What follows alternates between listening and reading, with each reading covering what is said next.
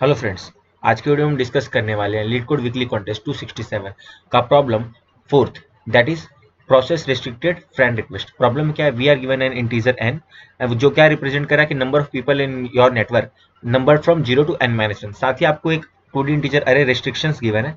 Restrictions x i और y i का मतलब क्या है कि person x i and y i कभी भी फ्रेंड्स नहीं बन सकते, चाहे वो डायरेक्टली हो चाहे वो इनडायरेक्टली, मीन्स किसी और पर्सन की वजह से उनकी फ्रेंडशिप हो। डायरेक्टली इनडायरेक्टली वो कभी फ्रेंड्स नहीं बन सकते, तो वो रिस्ट्रिक्टेड है। ठीक है, इसके साथ ही आपको स्टूडेंट टीचर अरे रिक्वेस्ट दी है, जो रिक्वेस्ट यूजे और वीजे क्या दिखा रहा है कि भाई यूजे एंड वीजे के बीच में एक फ्रेंड रिक्वेस्ट है। एंड कोई भी फ्रेंड रिक्वेस्ट सक्सेसफुल तभी होगी जब उनकी वजह से कोई दो ऐसे पर्सन जो कि रिस्ट्रिक्टेड हो वो फ्रेंड्स ना बन सके। ठीक है, तभी कोई रिक्वेस्ट सक्सेसफुल होगी। ठीक है, और सारी रिक्वेस्ट एक ऑर्डर में परफॉर्म होने वाली है। एंड कोई भी रिक्वेस्ट अगर सक्सेसफुल हो गई तो उसके पास यूजे एंड वीजे फ्रेंड बन जाएंगे। आपको क्या करना है? We have to return a Boolean array result where each result j is true if j friend request is successful और false if it is not. Okay, अगर यूजे एंड वीजे अगर directly friend है तो भी रिक्वेस्ट सक्सेसफुल ही रहेगी। ठीक है, अब हम क्या करते हैं, अब हम देखते हैं इसकी अप्रोच को, इसको सॉल्व कैसे किया है। ये प्रॉब्लम क्या है, मतलब सिंपल सी प्रॉब्लम, ज्यादा कोई हार्ड प्रॉब्लम नहीं है। आपको बस थोड़ा सा ग्राफ का नॉलेज चाहिए बस, और ये प्रॉब्लम को आप बहुत आसानी से सॉल्व कर जाओगे। ठीक है, हम देखते हैं इस प्रॉब्लम की अप्रोच को, इसे हम कैसे सॉल्व किया जाए। ठीक है, सबसे पहला, अगर आपको ऐसा n बराबर 5 पीपल है, ये रिस्ट्रिक्शन है आपके पास, ये रिक्वेस्ट है, और ये आपका आउटपुट है, ऐसा होना चाहिए आपका आउटपुट। ठीक है, तो अब देखते हैं कि भाई अगर आपको ऐसा प्रॉब्लम गिवन है तो आपको क्या करना होगा। सबसे पहला हम अप्रोच क्या सोच सकते हैं कि जैसे कोई भी रिक्वेस्ट आ रही है तो आप क्या करो ना, जो रिक्वेस्ट आ रही है आप उनके बीच में एज बना लो एंड चेक कर लो कि उसकी वजह से कोई रिस्ट्रिक्टेड पर्सन तो फ्रेंड नहीं बन जा रहे हैं। अगर फ्रेंड बन गए तो फॉल्स, अदरवाइज नहीं बन सके तो ट्रू। जैसे देखिए ये 0 4 वाली रिक्वेस्ट है। ठीक है, तो हम इसके लिए चेक करें तो सबसे पहले हमने क्या किया, 0 एंड 4 के बीच में हमने एक एज बना दी, अनडायरेक्टेड एज। ठीक है, तो उसके बाद हम क्या चेक करते हैं कि 0 एंड 4 को फ्रेंड बनाने के बाद कोई रिस्ट्रिक्टेड पेयर्स भी फ्रेंड बन गए क्या। तो देखो 0 एंड 1 फ्रेंड बने नहीं बने, अभी भी आपके ग्राफ में 0 1 नहीं है, 1 2 भी नहीं है, एंड 2 3 भी आपके ग्राफ में फ्रेंड नहीं है। देखो 1 2 के बीच में कोई एज नहीं है डायरेक्टली और इनडायरेक्टली, 2 3 के बीच में भी कोई एज नहीं है, तो 0 4 क्या हुआ, सक्सेसफुल हो गया, मीन्स ट्रू। उसके बाद हम क्या देखते हैं 1 2। अब आप क्या करो, आप 1 2 को फ्रेंड बनाओ। तो अगर आप 1 2 को फ्रेंड बनाते हो तो देखिए 1 2 को अगर आपने फ्रेंड बनाया तो देखिए ये वाला जो पेयर है 1 2, ये देखो 0 1 को तो कोई प्रॉब्लम नहीं है, लेकिन 1 2 क्या है, रिस्ट्रिक्टेड पेयर था कि 1 2 के बीच में फ्रेंडशिप नहीं होनी चाहिए, लेकिन देखो 1 2 के बीच में फ्रेंडशिप हो गई। तो मीन्स आप क्या करो, ये वाली पेयर को आप हटा दो यहाँ से कि भाई 1 2 के बीच में अभी कोई एज नहीं है। ठीक है, और आगे चलते हैं। अब देखते हैं कि भाई 3 1 वाले केस में क्या है। अगर आप 3 1 को फ्रेंड बनाते हो, 3 सॉरी, हाँ, अब देखिए आप 3 एंड 1 को अगर आप फ्रेंड बना लो तो देखिए 3 1 को आपने फ्रेंड बना लिया। अब देख करो कि इसकी वजह से कोई ऐसे पेयर हैं जो कि रिस्ट्रिक्टेड थे और अभी वो फ्रेंड बन गए। तो देखो 0 1 को तो कोई प्रॉब्लम नहीं है, 1 2 के बीच में कोई प्रॉब्लम नहीं है, 2 3 के बीच में कोई प्रॉब्लम नहीं है, क्योंकि 2 3 भी डायरेक्टली एंड डायरेक्टली फ्रेंड नहीं बन सके। तो मीन्स ये वाली रिक्वेस्ट आपकी सक्सेसफुल बन जाएगी, ये भी ट्रू हो जाएगा। ठीक है, एंड 3 1 के बीच में एज बन जाएगी। ठीक, उसके बाद में आप चेक करते हैं भाई ये वाली 3 4 वाली रिक्वेस्ट, इसका क्या होगा। अगर आप 3 4 को रिक्वेस्ट बनाते हो तो मीन्स आप क्या करोगे, आप 3 एंड 4 के बीच में आप एक एज लगा देने वाले हो। देखिए 3 एंड 4 के बीच में हमने क्या किया, एक एज लगा दिया। ठीक है, अब चेक करो क्या इसकी वजह से कोई समस्या हो रही है। तो देखो 0 एंड 1 क्या थे, रिस्ट्रिक्टेड पेयर थे। ठीक है, लेकिन अब देखो क्या 0 1 फ्रेंड बन गए। तो देखो भाई डायरेक्टली या इनडायरेक्टली, देखो 0 एंड 1 डायरेक्टली कनेक्टेड नहीं है लेकिन इनडायरेक्टली तो कनेक्टेड हो गए। 0 से 4, 4 से 3 एंड 3 से 1, तो 0 एंड 1 डायरेक्टली कनेक्टेड हो गए। तो मीन्स ये वाली रिक्वेस्ट भी क्या हो जाएगी, अनसक्सेसफुल हो जाएगी। ठीक है, तो मीन्स आप क्या करोगे, ये जो एज आपने लगाई थी उसको आप हटा दोगे। जब भी अनसक्सेसफुल रिक्वेस्ट होगी तो आप उनके बीच वाली एज को हटा दोगे। ठीक है, तो ये सबसे बेसिक से अप्रोच है। हम क्या करेंगे, हम ये करने वाले हैं, जब भी कोई रिक्वेस्ट सक्सेसफुल होगी तो हम एज ऐड कर देंगे। अदरवाइज अगर और मतलब कोई भी रिक्वेस्ट सक्सेसफुल कब होगी, जब उनकी वजह से कोई रिस्ट्रिक्टेड फ्रेंड्स आपस में, रिस्ट्रिक्टेड पेयर्स आपस में फ्रेंड ना बन पाए। ठीक है, तभी वो सक्सेसफुल होगी, अदरवाइज वो सक्सेसफुल नहीं होगी और आपने जो एज ऐड की तो उसे आप रिमूव कर दोगे। अब हम क्या कर रहे हैं, आप एज को तो ऐड कर दो, लेकिन अगर उसकी वजह से कोई रिस्ट्रिक्टेड पीपल ऐड, कैसे हम चेक करेंगे कि भाई कोई रिस्ट्रिक्टेड पर्सन फ्रेंड बने कि नहीं। तो उसको आप क्या करो, आप चेक कर लो कि भाई जैसे 0 एंड 1 को चेक करना है तो आप क्या करो, 0 से आप अपना डीएफएस स्टार्ट कर दो। डीएफएस एल्गोरिदम है करके कि भाई क्या 0 के पास में कभी 1 एग्जिस्ट कर पा रहा है, अगर एग्जिस्ट किया तो मीन्स 0 एंड 1 फ्रेंड बन जा रहे हैं। ठीक है, तो इसका हम कोड देखते हैं। देखिए ये रहा, हमने क्या किया, सबसे पहले आपने जितनी भी रिक्वेस्ट थी सबके लिए हमने क्या किया, ADJ u dot push back v and v dot push back u, हमने क्या एडीजे ले लिया था ग्राफ डेटा स्ट्रक्चर के लिए। सबसे पहले हम सारी रिक्वेस्ट के लिए क्या करें, सबसे पहले हम ग्राफ बना ले रहे हैं, ठीक है। उसके बाद हम क्या चेक करें, सारी रिक्वेस्ट के लिए आप क्या चेक करो कि भाई डीएफएस करो यू से वी, डीएफएस यू से वी मीन्स अगर यू के पाथ में अगर वी आ जा रहा है तो आप ओके बराबर 0 कर दो, ठीक है। ये हमारा डीएफएस फंक्शन है, सिंपल सा डीएफएस फंक्शन विजिटेड एरे को लेकर हमने किया, बहुत सिंपल डीएफएस फंक्शन है। तो अगर यू के पाथ में वी आ गया तो means okay is equal to 0 कर दो। अगर आपका ओके ट्रू है तो आप answer is equal to i is equal to 1 means आपकी ये वाली रिक्वेस्ट सक्सेसफुल। अदरवाइज क्या करो आप ADJ u dot pop back and ADJ v dot pop back, आपने जो एज लगाई हुई होगी, जैसे आपने क्या किया था ये 3 एंड 4 के बीच में एज लगाई थी, उसको आप क्या करो, आप उसको आप रिमूव कर दो, ठीक है। तो एज को हमें हटा देना है। तो ये वाली जो अप्रोच है, आप देखो आप सारी रिक्वेस्ट के लिए आप सारे रिस्ट्रिक्शंस को ट्रेवर्स करो एंड साथ में आप सारे रिस्ट्रिक्शन के बीच में पाथ है या साइकिल है कि उसके लिए हम क्या करें डीएफएस लगा रहे हैं। तो ये वाली जो अप्रोच है वो ओ ऑफ एन क्यूब हो जा रही है, ऑलमोस्ट एन क्यूब हो जा रही है, तो हाँ आपको टाइम लिमिट आ जाएगा, ठीक है। तो जो ये वाली जो चीज़ है जो आप साइकिल चेक कर रहे हो ना, तो ये साइकिल चेक करने वाली चीज़ ओ ऑफ एन में चल रही है, ठीक है। तो अगर आप इसको ऑप्टिमाइज कर सको मीन्स जैसे कि देखो ये वाली चीज़ तो पक्की है, सारी रिक्वेस्ट आपको चेक करनी है, सारी रिक्वेस्ट के लिए आपको रिस्ट्रिक्शन चेक करना है, तो आप इसका कुछ नहीं कर सकते। लेकिन जो ये साइकिल चेक करने वाली चीज़ है, इसको अगर आप लॉगिन में ले आओ तो आपका काम बन जाएगा। और लॉगिन में आने के लिए बहुत आसान सा तरीका है, अगर आपने डिसजॉइंट सेट यूनियन पढ़ा हुआ है, अगर नहीं पढ़ा है तो मैं डिस्क्रिप्शन बॉक्स में आपको लिंक दे दूंगा, आप जरूर पढ़ लेना।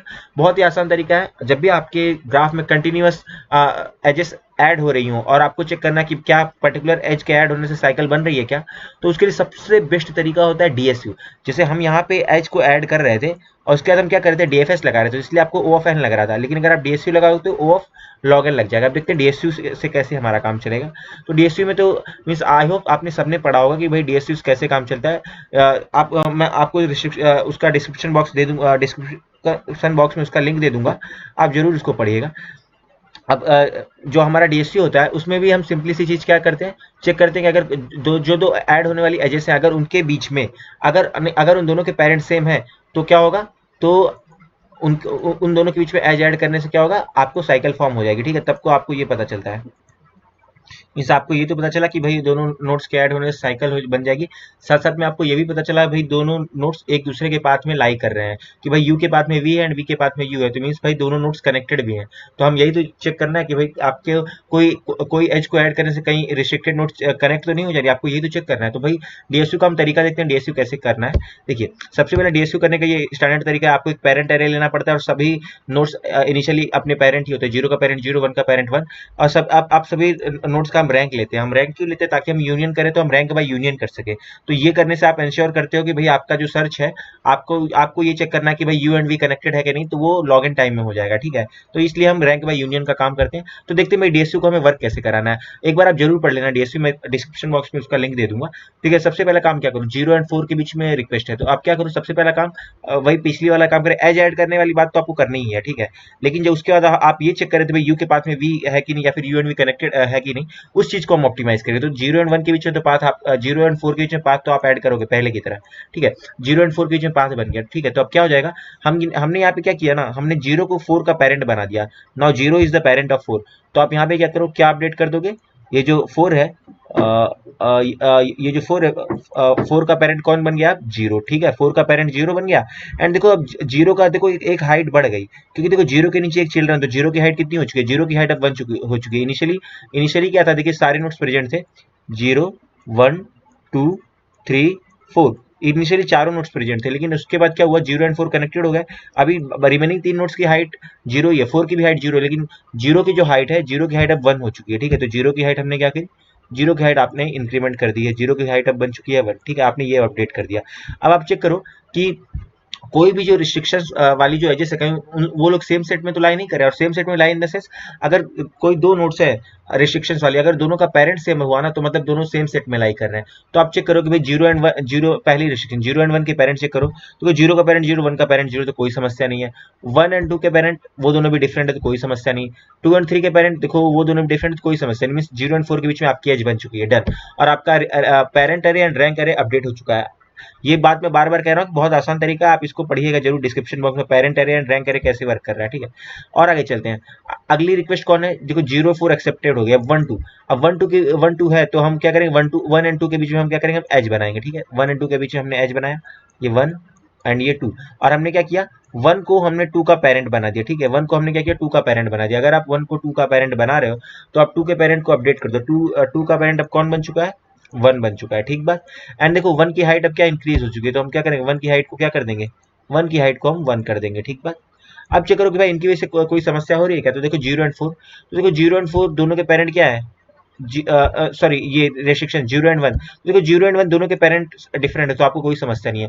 अब आप चेक करो 1 और 2, तो देखो भाई 1 और 2 देखो दोनों का पेरेंट सेम हो गया, तो मतलब क्या हुआ, जब भी दो नोड्स के पेरेंट सेम होते हैं मतलब कि वो दोनों नोड्स कनेक्टेड है, ये हमको डीएसयू से पता चल रहा है, और ये आप लॉग इन टाइम में चेक कर रहे हो, तो देखो 1 और 2 के पेरेंट सेम है, तो देखो आप 1 और 2 के बीच में एज है, तो मीन्स क्या हुआ, ये रिस्ट्रिक्शन क्या हो रहा है, फॉल्स हो जा रहा है। तो इसलिए क्या किया, आप 1 और 2 के बीच में एज नहीं लगा सकते, तो मीन्स आप क्या करोगे, 1 और 2 को की बीच के एज को हटा दोगे, एंड वापस से आप 1 और 2 को उनकी इनिशियल स्टेट पे पहुंचा दोगे, एंड जो आपने वैल्यूज अपडेट करी थी उसको भी आप हटा दोगे। क्या आपने किया था, टू का पेरेंट आपने वन को बनाया था, तो आप वापस से टू का पेरेंट टू बना दो, एंड वन की जो आपने हाइट अपडेट की थी वन से, उसको भी आप क्या कर दो, वन की हाइट को भी आप क्या करो, जीरो कर दो, ठीक है, वन की हाइट अभी भी क्या हो गई, अब जीरो हो गई, ठीक है, ये हमने वापस से उसकी अपडेशन को हटा दिया। अब ये वाली रिक्वेस्ट को आपने प्रोसेस कर लिया। अब हम चलते हैं 3-1 के पास, ठीक है, अब 3-1 वाली रिक्वेस्ट को देखते हैं। तो 3-1 की रिक्वेस्ट के लिए हमने क्या किया, पहले हमने वन को क्या किया, वन को हमने 3 का पेरेंट बना दिया, 1 और 3 के बीच मैच लगा दिया। आप चाहो तो 3 को भी 1 का पेरेंट बना सकते हो, कोई प्रॉब्लम नहीं है, कोई समस्या नहीं है। आप इसमें चाहते तो आप 4 को 0 का पेरेंट बना सकते हो, कोई समस्या ही नहीं है, ठीक है। तो हमने क्या किया, वन को हमने 3 का पेरेंट बना दिया, ठीक बात। तो अब ये यहाँ वन को आपने 3 का पेरेंट बनाया, तो 3 का पेरेंट अपडेट हो गया, 3 का पेरेंट अब कौन है, वन। और साथ में आपने क्या किया, वन का आपने क्या किया, हाइट अपडेट कर दिया, हाइट क्या हो गई, वन। एक बात ध्यान रखें, अगर जैसे कि देखिए 1 और 2 वाली रिक्वेस्ट प्रोसेस नहीं हुई थी, उसकी वजह से जो आपने रैंक एंड पेरेंट एरे में चेंज किया था उसको आपको वापस से अंडो कर देना था, इसीलिए हमने क्या किया था, अंडो कर दिया था पिछली बार। अब देखिए, तो अभी आपका rank and parent array update हो गया। अब आप चेक करो कि भाई कहीं कोई रिस्ट्रिक्शन सेम सेट में तो नहीं, कोई रिस्ट्रिक्शन कनेक्टेड तो नहीं होगी, तो आप देखो 0 और 1, तो 0 और 1 के पेरेंट डिफरेंट है, तो मीन दोनों डिफरेंट सेट में उन दोनों के बीच में फ्रेंडशिप नहीं बनी है, ठीक है, देखो कोई समस्या नहीं है, ठीक है। अब चेक करो 1 और 2, देखो 1 और 2 के भी पेरेंट डिफरेंट है, कोई समस्या नहीं है। 2 और 3 उनके भी पेरेंट क्या है, डिफरेंट, कोई समस्या नहीं। तो मीन 1 और 3 के बीच में भी आपकी एज बन गई, तो देखो 1 और 3 अब आपके यहाँ पे अपडेट हो चुके हैं, ठीक बात। और आपका रैंक एंड पेरेंट एरे भी अपडेट हो गया। अब अगला रिक्वेस्ट चेक करते हैं, अगला रिक्वेस्ट क्या है, 2-3, तो 2 और 3 है, तो अब देखो हाँ सॉरी, अगला रिक्वेस्ट है 3 और 4, ठीक है। अब देखो 3 और 4 है, ये वाली रिक्वेस्ट है आपके पास, 3 और 4 वाली रिक्वेस्ट है।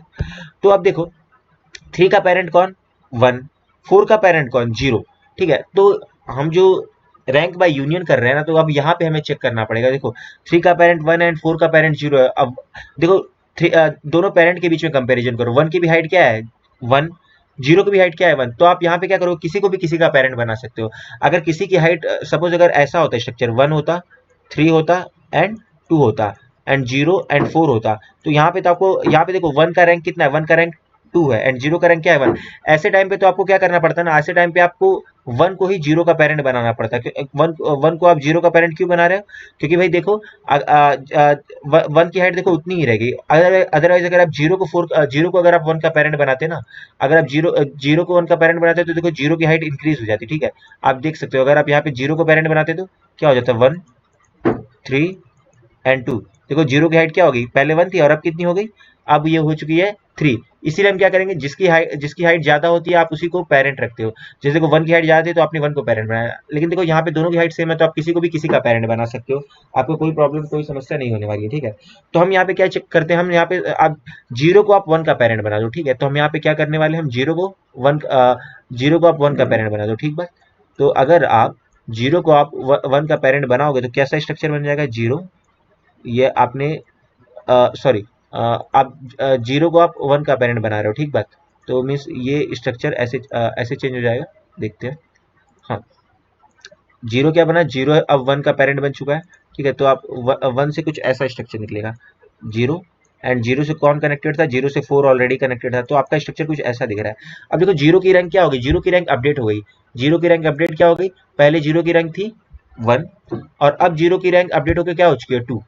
तो हमने क्या किया, 0 की रैंक आपने अपडेट कर दी किसमें, 0 की रैंक अब अपडेट हो चुकी है 2 से, ठीक है। अब इसके साथ में और क्या क्या अपडेशन हुआ, और क्या क्या अपडेशन हुआ, 1 एंड 3 उनका भी पेरेंट कौन हो चुका है, अब 0 हो चुका है। 1 एंड 3 का भी पेरेंट क्या हो चुका है, 0। इनिशियली पहले 1 एंड 3 का पेरेंट कौन था, 1, अब ये भी अपडेट हो गया, क्या हो चुका है, 0। तो आप यहाँ पे क्या कर दो, 0, सही बात, हमने 0 कर दिया, ठीक है। अब वापस से आप सारी रिस्ट्रिक्शन को चेक करोगे, कौन कौन सी रिस्ट्रिक्शन है। देखो पहले 0 एंड 1, तो देखो 0 एंड 1 देखो भाई दोनों का पेरेंट क्या है, 0 एंड 1 का पेरेंट सेम होगा, मीन्स भाई 0 एंड 1 क्या है, डायरेक्टली कनेक्टेड हो गई। आप चेक कर सकते हो, देखो 0 एंड 1 दोनों का पेरेंट कौन है, 0 ही है, देख लीजिए यहाँ पे देखो 0 एंड 1 वाले दोनों का पेरेंट सेम है, मीन्स दोनों आपस में फ्रेंड बन चुके हैं। इनिशियली फ्रेंड नहीं थे, लेकिन जब आपने क्या किया 3 एंड 4 के बीच में एज जोड़ी, तो क्या हुआ 0 एंड 1 के बीच में इनडायरेक्टली फ्रेंडशिप बन गई आपके डीएसयू वाले तरीके से। तो भाई क्या हो रहा है, 0 एंड 1 के बीच में आप एज नहीं लगा सकते, इसकी वजह से क्या हो रहा है, रिस्ट्रिक्शन वाले लोग फ्रेंड बन जा रहे हैं। तो इसलिए क्या हुआ, आप ये वाली चीज को अंडो कर दो। अंडो इन द सेंस वापस से आप पहले जैसे स्ट्रक्चर बना दो, पहले जो भी स्ट्रक्चर था आप वही वाली चीज को कर दो। जैसे देखिए 0 एंड 4 अलग थे, 1 एंड 3 अलग था, ठीक है। एंड 1 एंड 3 का पेरेंट कौन, 1 एंड 3 का पेरेंट कौन था, 1 ही था। अगर एज सक्सेसफुल एज नहीं हुआ तो आप वापस से आपको सारे चेंजेस अंडो करने पड़ेंगे, एंड 0 का हेड वापस से आप 1 कर दो, ठीक है। तो बस हमको यही हमारा डीएसयू का तरीका है। अगर दोनों के बीच में सक्सेसफुल एज है तो आप रैंक एंड पेरेंट एरे को अपडेट कर दो, और अगर सक्सेसफुल एज नहीं है तो आप उसमें जो भी रैंक एंड पेरेंट एरे में चेंज हो उसको आप हटा दो, ठीक है। और यहाँ पे ये चेक करने का तरीका कि रिस्ट्रिक्टेड नोड्स डायरेक्टली कनेक्टेड है कि नहीं, तो आप चेक कर लो कि भाई अगर दोनों का पेरेंट सेम हुआ, अगर दोनों का पेरेंट सेम हुआ तो मींस वो लोग डायरेक्टली कनेक्टेड है। जैसे देखो 1 एंड 3 का पेरेंट सेम है तो देखो 1 एंड 3 डायरेक्टली कनेक्टेड है, ऐसा। तो आप सारे आप क्या करोगे, आप रिक्वेस्ट के बीच में एज लगाओगे, अगर उन्होंने कोई रिस्ट्रिक्शन को वायलेट किया तो आप उस एज को हटा दोगे, अगर कोई रिस्ट्रिक्शन वायलेट नहीं हुई तो वो रिक्वेस्ट सक्सेसफुल हो जाएगी, ठीक है। अब हम इसका कोड देखेंगे तो बेटर अंडरस्टैंडिंग मिलेगी। देखिए ये हमने क्या किया, सब स्टैंडर्ड हमने क्या किया, डीएसयू का तरीका लिखा, फाइंड फंक्शन होता है, यूनियन फंक्शन होता है, ठीक है। और ये हम कनेक्टेड वाला फंक्शन हमने रखा हुआ है। और सबसे पहले हमने क्या किया, देखो आप पेरेंट और रैंक वेक्टर ले लिया। पेरेंट को आपने क्या किया, इनिशियलाइज कर दिया एम, उसकी साइज को आपने एम से इनिशियलाइज कर दिया। भाई पेरेंट की साइज को आपने, ये रिसाइज फंक्शन क्या करता है, किसी वेक्टर की साइज को सेट कर सकता है, तो हमने उसकी साइज को एम से कर दिया। एंड सारे नोड्स का पेरेंट इनिशियली, सारे नोड के पेरेंट इनिशियली आई ही है, ठीक है। एंड सारे नोड्स का रैंक इनिशियली 0 है। M is the request dot size, and ये हमने आंसर वेक्टर लिया, ठीक बात। उसके बाद आप क्या करो, सारी रिक्वेस्ट को ट्रेवर्स करो, आई इज इक्वल टू 0 से आई लेस देन एम तक। यू एंड वी के बीच में रिक्वेस्ट है, ठीक है। फिर इनिशियली आपने ओके को 1 रखा है, और हमने क्या किया, टेम्परेरी पेरेंट में आपने पेरेंट वेक्टर को स्टोर किया, एंड टेम्परेरी रैंक में आपने रैंक वेक्टर को स्टोर किया। ये हम क्यों कर रहे हैं, अगर कोई रिक्वेस्ट सक्सेसफुल नहीं हुई तो आपको वापस से सारी चीजें अंडो करनी थी ना। जैसे हमने क्या किया था, 3 एंड 4 के बीच में पहले एज कनेक्ट किया, बाद में अगर सक्सेसफुल नहीं हुआ तो हमने क्या किया, सारी चीजों को अंडो किया था। तो इसीलिए हमने अंडो करने के लिए हमने क्या किया, temporary parent and temporary rank को हमने पहले से ही सेव करा रखा है। उसके बाद क्या करो, यू एंड वी के बीच में यूनियन कर दो। यूनियन करने के पहले हम क्या करेंगे, दोनों का हम लोग पहले पेरेंट फाइंड कर लेंगे, और चेक करेंगे भाई दोनों के पेरेंट की रैंक क्या है। अगर जिसकी रैंक कम है, अगर सपोज यू की रैंक कम है, तो आप क्या करोगे, यू पेरेंट ऑफ यू में क्या रख दोगे, पेरेंट ऑफ वी रख दोगे। आपको मतलब जिसकी रैंक कम होती है आप क्या करते हो, उसके पेरेंट को अपडेट करते हो। देखो जैसे 0 की रैंक कम थी तो आपने क्या किया, 0 का पेरेंट 1 से अपडेट कर दिया, ठीक है। तो वही आपको करना है, जिसकी रैंक कम होगी आप उसके रैंक को अपडेट कर दोगे बड़े वाले पेरेंट से, ठीक है, बड़ी रैंक वाले पेरेंट से, ठीक है। या फिर अगर rank of v less than rank of u तो आप पेरेंट ऑफ वी को अपडेट करोगे पेरेंट यू से। और अगर दोनों का रैंक सेम है तो आप क्या करो, किसी को भी किसी का पेरेंट बना सकते हो। जैसे हमारे केस में ये जब था 1 एंड 0 दोनों का पेरेंट सेम था, दोनों की हाइट सेम थी, रैंक सेम था, तो हम क्या कर सकते थे, 0 का पेरेंट 1 को बना सकते थे, या फिर 1 का पेरेंट 0 को बना सकते थे, कुछ भी कर सकते थे, ठीक है। और क्या करो, रैंक यू मतलब जिसको भी आप पेरेंट बनाओगे उसकी रैंक को आप प्लस प्लस कर दोगे, ठीक बात। तो ये हमने यूनियन कर दिया, दो एजेस के बीच में हमने क्या किया कर दिया, हमने हमने उनके बीच में क्या कर दिया, कनेक्शन बना दिया। और कनेक्शन बनाने के पहले हमने क्या किया था, हम ये जो फाइंड फंक्शन आप लगा रहे हो ना, इसी से हमने दोनों का पेरेंट फाइंड किया है, ठीक है। तो जिसका पेरेंट कम होगा उसके हिसाब से हमने पेरेंट को अपडेट कर दिया, रैंक को इंक्रीज कर दिया। और ये पेरेंट फाइंड करने का तरीका है। अगर parent of u is equal to u तो रिटर्न यू, अदरवाइज क्या करो, पेरेंट ऑफ यू को आप अपडेट कर दो किससे, फाइंड पेरेंट ऑफ यू से, ठीक है। जैसे आपने क्या किया, आप चेक करोगे, अगर आपको चेक करना कि 3 का पेरेंट कौन है, तो अगर आप देखोगे कि 3 का पेरेंट कौन है, तो देखो 3 का पेरेंट कौन है, इनिशियली 1 है, ठीक है। तो आपका रिकर्शन कहाँ चला जाएगा, 1 के पास। अब आप चेक करोगे 1 का पेरेंट कौन है, 1 का पेरेंट 1 है, तो आप वापस से रिटर्न हो जाओगे भाई, क्योंकि अगर parent of u is equal to u हो गया तो आपको रिटर्न हो जाना आपकी इनिशियल कॉल पे कि भाई 3 का पेरेंट कौन है, 1। तो यही हम कर रहे हैं, अगर parent of u is equal to u then return u, otherwise parent of u is equal to आप क्या करो, फाइंड ऑफ पेरेंट यू, ठीक है। तो ये आपको करना है। आपने क्या किया, यूनियन यू वी करके यू एंड वी के बीच में आपने एज लगा दी, ठीक है। उसका सारे रिस्ट्रिक्शन को ट्रेवर्स करो और चेक करो कि भाई अगर वो रिस्ट्रिक्शन कनेक्टेड है क्या। कनेक्टेड कैसे चेक करोगे, अगर दो नोड्स हैं, दोनों के पेरेंट अगर सेम है तो मीन्स वो दोनों कनेक्टेड है। जैसे देखिए 1 एंड 3 है, दोनों के पेरेंट सेम है तो मीन्स ये दोनों कनेक्टेड है, तो हम ये इससे चेक कर रहे हैं, ठीक है। तो अगर वो दोनों कनेक्टेड हो तो आप ओके इज इक्वल टू 0 कर दो। अगर और आपका अगर कोई रिस्ट्रिक्शन वायलेट नहीं हुई और आपका ओके 1 है तो आप आंसर आई इक्वल टू 1 करो। अदरवाइज अगर वायलेट हो रही है तो आप क्या करो ना, पेरेंट एंड रैंक को इनिशियली वापस से अपडेट कर दो, अंडो कर दो, जो हम अंडो कर रहे थे, इसीलिए हमने टेम्परेरी वेक्टर में स्टोर कर रखा था। क्योंकि चेंजेस क्यों हो रहे हैं, जब भी आप यूनियन फंक्शन को चला रहे हो ना, तब भी फाइंड की वजह से पेरेंट एंड इसकी वजह से रैंक दोनों वेक्टर अपडेट हो जा रही है, इसलिए हम क्या करेंगे, अंडो कर देंगे। इन द लास्ट हम आंसर को रिटर्न कर देंगे। तो ये वाला कोड है, इसको अपन सबमिट करेंगे। इसको अपन ने सबमिट किया। ये देखिए हमने हमारे कोड को सबमिट कर दिया। यहाँ से हम देखिए इसको सबमिट करते हैं, दिस इज एक्सेप्टेड। मैं आपको एक और चीज बताने वाला था, या हम देखो जब आप क्या कर रहे हो, किसी भी रिक्वेस्ट को ट्रेवर्स कर रहे हो, उसका जो भी रिस्ट्रिक्शन है हम उसको ऑटो एंड रिस्क लगा के ट्रेवर्स करें। अगर आप यहाँ पे एड्रेस नहीं लगाओगे ना तो आपको टाइम लिमिट एक्सीडेड आ जाएगा। क्यों? क्योंकि आप देखो हर रिक्वेस्ट के लिए आप क्या कर रहे हो, अपने रिस्ट्रिक्शन वेक्टर को ट्रेवर्स कर रहे हो ना, तो अगर आप एड्रेस नहीं लगाओगे ना तो बार बार उसकी कॉपी बनेगी, और कॉपी बनेगी तो आपको memory limit exceeded and time limit exceeded आ जाएगा। तो अगर आप हम क्या करें, रेफरेंस पास करें, रेफरेंस मीन्स उसका एक्चुअल एड्रेस पास हो रहा है तो मीन्स कॉपी नहीं बन रही है। अदरवाइज हर रिक्वेस्ट के लिए बार बार रिस्ट्रिक्शंस की कॉपी बन रही थी, उसकी वजह से क्या आएगा, आपको टाइम लिमिट या मेमोरी लिमिट एक्सीडेड आ जाएगा। अगर आपको कॉन्टेस्ट में ये समस्या हुई है तो अब से आप ये नियम बना लीजिए, अगर आपको ट्रेवर्स करना है और आपको कोई चेंजेस नहीं करनी है तो आप क्या करो, एंड लगा के ट्रेवर्स करो। रेफरेंस को पास करोगे तो आपको time limit and memory limit से बच पाओगे। तो फ्रेंड्स मैं आशा करता हूँ आपको इसका एक्सप्लेनेशन एंड कोड दोनों ही समझ में आ रहा हो। फिर भी अगर आपको कोई दिक्कत है तो आप कमेंट सेक्शन में जरूर बताइएगा। वीडियो अगर आपको पसंद आ रहा है तो आप वीडियो को लाइक कीजिएगा, चैनल को सब्सक्राइब कीजिएगा, अपने फ्रेंड्स का शेयर कीजिएगा। डीएसपी बहुत ही इंपॉर्टेंट कंसेप्ट है ग्राफ सेक्शन के लिए। Friends thank you for watching this video. जल्द मिलेंगे नेक्स्ट वीडियो में। Till then take care, bye bye and happy coding. Thank you friends.